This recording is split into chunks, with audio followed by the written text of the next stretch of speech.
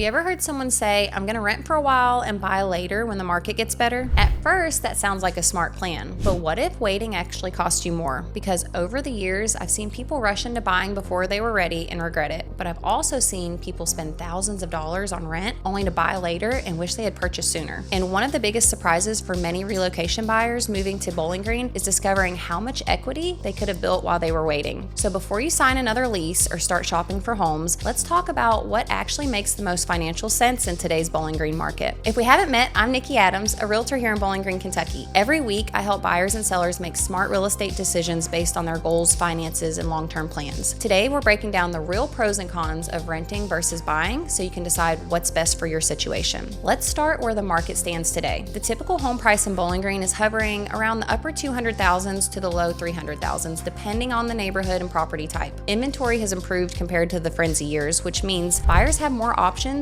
and more negotiating power than they've had in quite some time. At the same time, many renters are paying somewhere between $1,300 and $2,000 per month, and often much more for larger homes and newer properties. So both renters and buyers have opportunities right now. The question is, which path creates the better outcome for you? Let's start with the biggest advantage of renting: flexibility. If you're unsure where you want to live, if your job situation could change, or if you think there's a good chance you'll move again within the next year, renting can make a lot of sense. You don't have to worry about maintenance. You don't have to worry about selling a home later. And you can learn different parts of Bowling Green before making a long-term commitment. But here's where I think many people underestimate the cost of waiting. One of the most common things I hear from relocation clients is, we want to rent for a year first so we can get to know the area. And sometimes that's absolutely the right decision. But I've also seen families spend $18,000, $20,000, even $25,000 or more on rent over the course of a year, only to buy shortly afterwards. When that happens, many realize they could have been building equity during that same period. And historically, Bowling Green home values have generally trended upward over time. No one can guarantee future appreciation, but real estate has been one of the primary ways many families build wealth over long term. That's the biggest advantage of buying: ownership. Every mortgage payment has the potential to increase your equity position over time. You also gain the benefit of any future appreciation. And if you have a fixed rate mortgage, your principal and interest payment remains stable even when the rents may continue to rise. The longer you stay in a home, the more powerful those benefits can become. But here's something I think every buyer needs to hear: buying isn't automatically better. In fact, buying can be a terrible decision if you're not financially prepared, because homeownership comes with responsibilities: repairs, maintenance, insurance, property taxes, unexpected expenses. When the HVAC system stops working, there's no landlord to call. That's your responsibility, which is why I never encourage someone to buy simply because they can qualify for a mortgage. The timing has to make sense financially and personally.